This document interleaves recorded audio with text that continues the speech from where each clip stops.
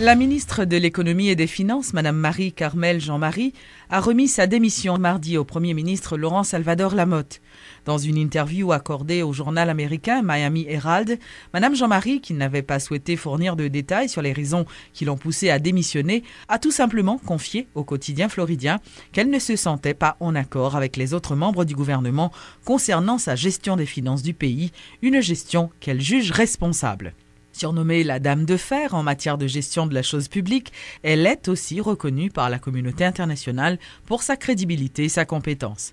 Rappelons que Mme Marie-Carmel Jean-Marie a travaillé à Cuba pendant 8 ans avant de revenir en Haïti en 2010 et elle vient de passer 1 an à la tête du ministère de l'Économie et des Finances.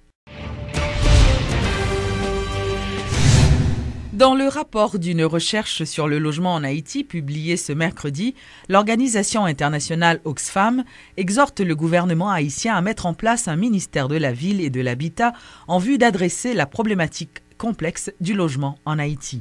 Oxfam appelle le gouvernement, le secteur privé, les secteurs financiers, les bailleurs de fonds à s'investir pour la mise en œuvre de la politique nationale de logement. Question reconstruction, question logement pour nous.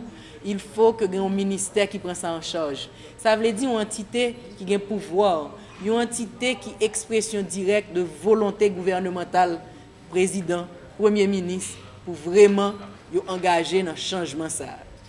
Nous connaissons aujourd'hui un paquet d'entités dans l'État qui travaillent dans l'affaire construction. Nous connaissons un problème gestion terre, nous connaissons un problème aménagement territoire, nous connaissons un problème titre foncier, nous connaissons toute qualité de problème ça. Et puis il y a différents ministères, il y a différentes directions qui travaillent sur eux. Et pas assez de coordination. Donc meilleure façon pour travailler en coordination ça, pour garantir la coordination, il faut qu'il y ait un ministère qui baille question ça priorité le mérité. Nous croyons que le pays a toujours une urgence nationale parce que j'aime se répéter et je ne pas répéter. Si demain il y a une catastrophe encore, un tremblement de terre, nous avons encore une tragédie et nous avons une responsabilité pour ne pas quitter ça passé. On doit repenser Port-au-Prince pour répondre aux problèmes d'urbanisme de la capitale.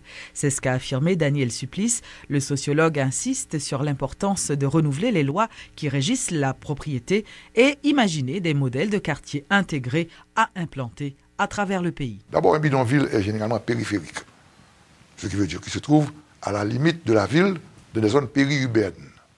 Deuxièmement, une bidonville est caractérisée aussi par l'utilisation de matériaux de récupération. Tôle, etc. Tôle, vieux bout de bois, planche, carton. Vous entrez par exemple Cité Soleil, non pas quelques zones Cité Soleil, Cité Soleil 12. Ou un des cas d'abord, c'est en bloc fait, c'est en béton recouvri. Quand même, un espace vivable qui peut-être pas les normes, je voulais, mais quand même, c'est des cas qui vaut des cobs et pas gagner de récupération. L'autre caractéristique intéressante pour dire, blanc, dans toute type sociologique, dès vous dites bidonville ou périphérie. En Haïti, habitat ça interstitiel. Ça veut dire infiltré dans tout tissu urbain.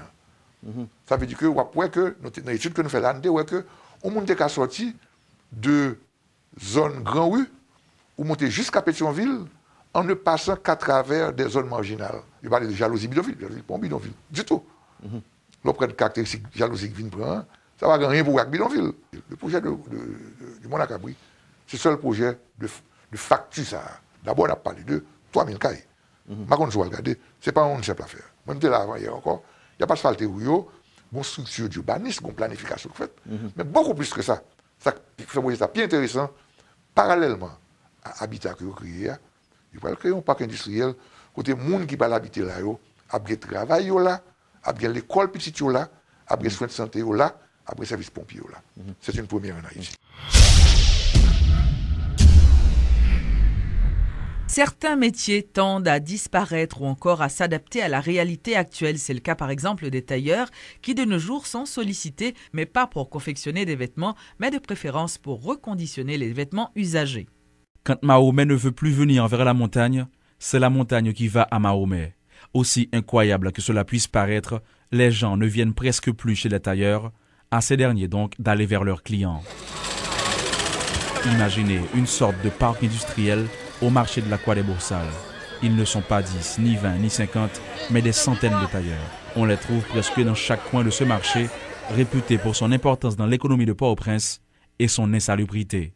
Ils ne sont pas là de gaieté de cœur, mais les circonstances leur ont imposé ce choix. Canadiens viennent craser situation tailleur qui rend que on pas obligé de couper de la caille. Ça fait nous descendre là parce que tailleur pas la vie là dans encore. Tailleur nous apprendre, nous pas apprendre pour nous te faire dans la rue. On commence avec un petit shop, tout petit. Mais qu'on a venu caser. Puisque c'est là nous qu'a fait qu'on manger, donc nous obligé, nous avons responsabilité, nous avons pour nous payer. Donc nous juste poser nos bons arrière. Ils viennent de partout. Ils sont pour la plupart très jeunes. Certains n'ont même pas connu l'époque où un tailleur était très demandé. Ici, au marché de la Croix des Beaux-Salles, ils s'organisent. Un partenariat avec une marchande de vêtements usagés et le tour est joué. Et donc les marchands qui travaillent avec nous, ensemble les marchands acheter PV à l'Refel. Et puis on a des gens qui sortent là, qui viennent acheter là, nous-mêmes nous travaillons là-dedans. Marchands qui achètent tant que sac trop gros, nous-mêmes nous faisons normal pour eux. Il y a des gens qui viennent acheter sac trop gros pour eux, tel que pantalon, chemise, nous refaisons pour eux. Sous des morceaux de drap ou des bâches, à côté d'une pile d'immondices à l'odeur nauséabonde, la réalité n'est pas rose. Entre la somme à payer aux responsables du marché et la lutte quotidienne contre les agents municipaux qui débarrassent les trottoirs, les journées d'un tailleur au marché de la Croix des Beaux-Salles sont pénibles. Toutefois, il faut survivre et donc ne pas abandonner. Malgré pas abandonner, nous toujours dégager. Parce que là, à son côté, quand même, des bouffes, nous avons défendu comme manger. Malgré pas qu'il y ait un cop boucal là, quand même, on va manger quand même. Jour après jour, ils sont là, quittant leur maison à 5 h du matin pour y revenir à 9 h du soir. Espèrent-ils un changement? Ils ont banni cette idée. Et si les autorités pensaient à eux, reprendraient-ils l'espoir? Ah l'État fait où là, on l'État blague lié, mon cher. Ah, l'État pas pensé avec mon. L'État pas ouais nous en bas ici. Comme nous pas gagnons l'État qui soucieux des peuples, la caille, il néglige toute bagaille. Cordonniers, tailleurs, dactylographes, des professionnels qui luttent pour gagner leur vie, menacés par le chômage. Certains analystes imputent la responsabilité de la disparition de ces petits métiers au phénomène pépé. Peut-être faudra-t-il construire un musée pour ces professions et ceux qui les pratiquaient, c'est bien fait.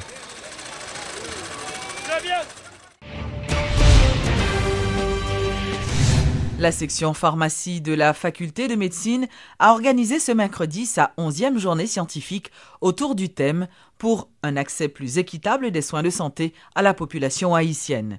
Une journée qui a été marquée par une foire scientifique et des panels d'éminents experts haïtiens et étrangers. La vice-doyenne Magali Rosemont s'est dit satisfaite du bon déroulement de cette activité. Sheila Louis était sur place. Son reportage. Médicaments, plantes médicinales, posters, voilà ce qu'on pouvait remarquer à cette traditionnelle foire scientifique organisée ce mercredi par la section pharmacie de la faculté de médecine. Cette journée a aussi été marquée par l'intervention des experts haïtiens et étrangers sur des thèmes liés à la pharmacie. Quelle est donc l'importance d'une telle activité? Pour la vice-doyenne de la section pharmacie de la faculté de médecine, Magali Rosemont, il est tout simplement question de faire la promotion de ce secteur. L'exercice de la profession décourage les jeunes à embrasser cette profession. Quand ils regardent ce qui se passe dans la rue, l'exercice de la profession qui n'est pas régulé, ça n'encourage pas les jeunes. Donc, pour capter beaucoup plus de jeunes à venir vers la pharmacie, ils ont initié la journée scientifique de la pharmacie. Pour un accès plus équitable aux soins de santé à la population haïtienne, c'est le thème retenu pour cette 11e édition. Cette année, l'accent a été mis sur la médecine traditionnelle. Ce n'est pas sans raison que des plantes ont été exposées, car elles sont reconnues pour leurs vertus, explique la pharmacienne. Il y a des plantes qui guérissent. Dans le temps, la faculté faisait des recherches sur ces plantes-là. Et suite à une enquête qui a été menée, on a constaté qu'il y a à peu près 90% de la population qui ont recours à l'usage des plantes. Donc c'est un message que nous lançons aux autorités nationales pour leur dire de se mettre à côté de nous pour promouvoir cette médecine traditionnelle afin de favoriser l'accès à la santé à un plus grand nombre de gens en Haïti. Il en est de même pour les médicaments. Dans cette même logique, les organisateurs ont exposé les productions haïtiennes dans ce domaine. Concernant les médicaments, si vous constatez, il n'y a que 2 représentants d'agences de produits de médicaments. C'est encore une fois parce qu'on a voulu mettre l'accent sur le local. Tournez-vous vers ce qu'on a. Nous n'avons pas écarté les importateurs de produits étrangers parce qu'on a voulu les écarter, parce que nous avons voulu mettre l'accent sur ce qu'on a dans le pays, sur ce qui est fait dans le pays. Dans l'ensemble, le déroulement de cette journée a été satisfaisant pour les organisateurs. Écoliers, universitaires ou autres personnalités travaillant dans le domaine de la médecine et de la pharmacie ont fait le déplacement. Le prochain rendez-vous, ce sera probablement l'année prochaine. Entre-temps, la lutte pour la promotion de la pharmacie se poursuivra jusqu'à ce que ce secteur soit régulé par l'État, affirme Magali Rosemont.